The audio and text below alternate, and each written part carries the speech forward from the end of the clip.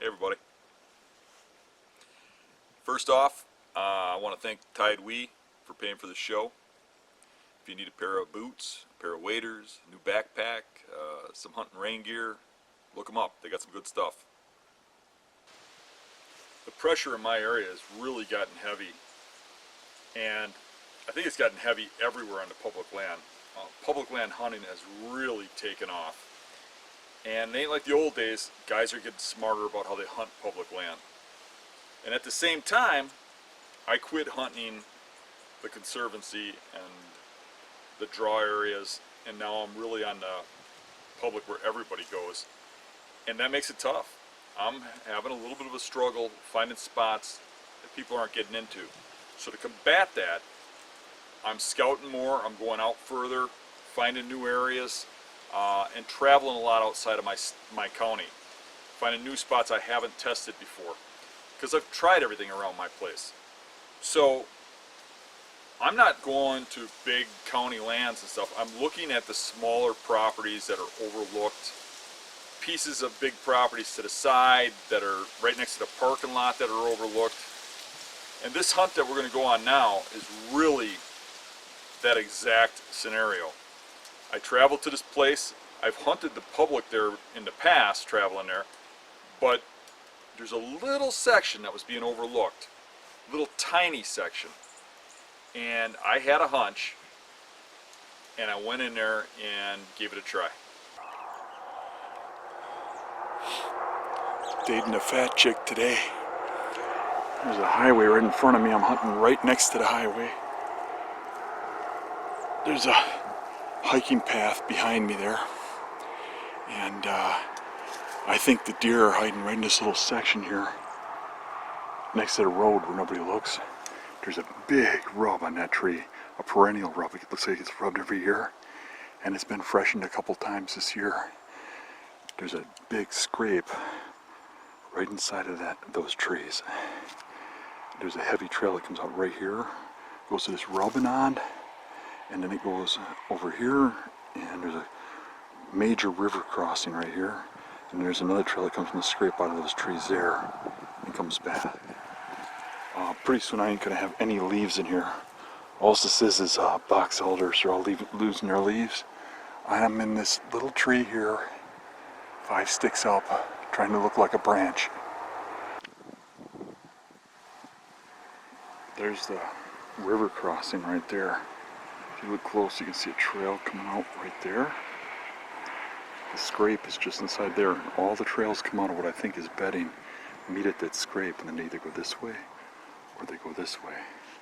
There's another heavy trail comes out like this and goes around to that same crossing. And that big rub is right here, and that trail comes out to that rub and goes to the crossing, and then goes that way. Oh, look at that, I can see a fresh scrape right there, another one. That's looking good. Dirt's dry, so it's not really fresh, but it was done since I've been here last.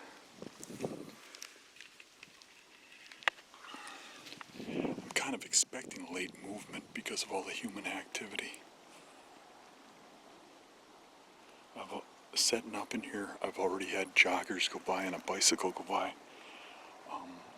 I haven't seen no hunters though. I can see the main public across the highway, and I don't see anybody over there. We'll see what happens.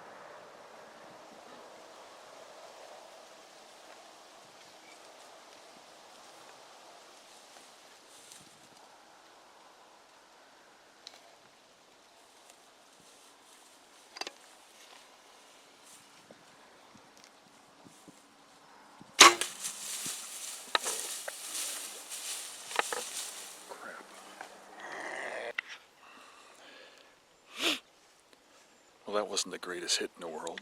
I was hoping to put one through and it would run off and then I could still buck hunt, but it just flopped right on the trail. Looks like I spine shot it. I'll have to look at the footage and see if it dropped a little when I shot or what the hell happened. But I wanted to get a kill before we went to PA. And this is probably my last hunt before PA, so I'm happy with that.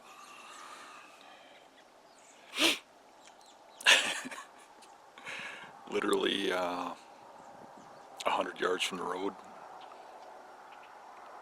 Amazing. People walk right past here to hunt all the time. And I seen 8 deer.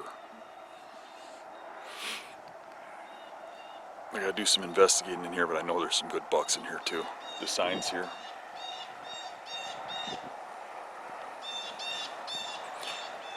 Go down and get that thing. Well, the upside is I won't have far to track them, and it won't be far to drag them out of here. Just had a couple of joggers go by.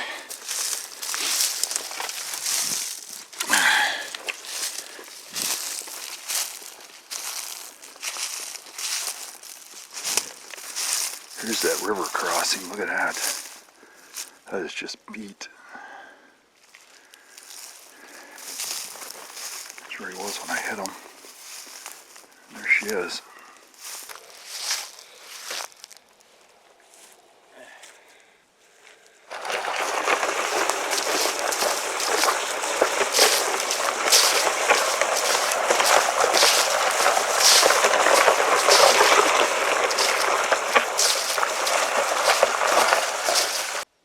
So what'd you think about that spot back there? It's, Is that the fat girl? yeah, that is The the fat fat chick? chick. Definitely. Yeah, that's a interesting spot. I mean, it's got to be what 10 acres of public. It's pretty tiny. There's only a couple trees you can hunt in. I literally had bicyclists and stuff going underneath me, but it's literally a piece of public where I can hunt.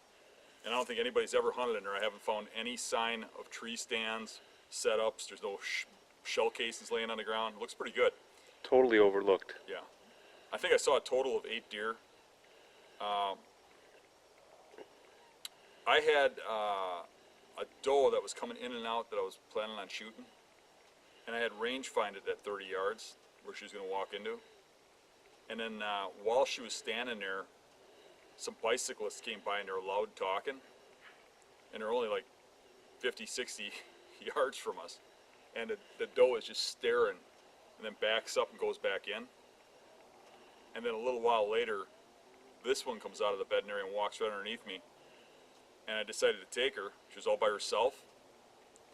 And I shot, and I couldn't believe it. I hit her spine, and she drops in her tracks. And that just floored me because I've been having such a hard time with my shooting. And I'm like, how did I do that? And what I found out later was that when that doe was at 30 yards, I set my sights for 30 yards. And it was still set for 30 yards, and she was at 10. So I hit her high.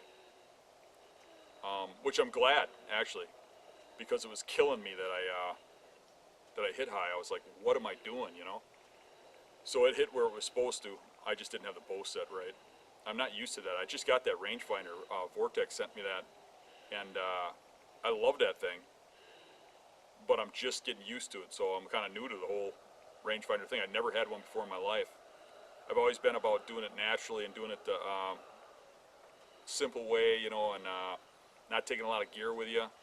But after my shooting last year, I've been really trying to correct my shooting.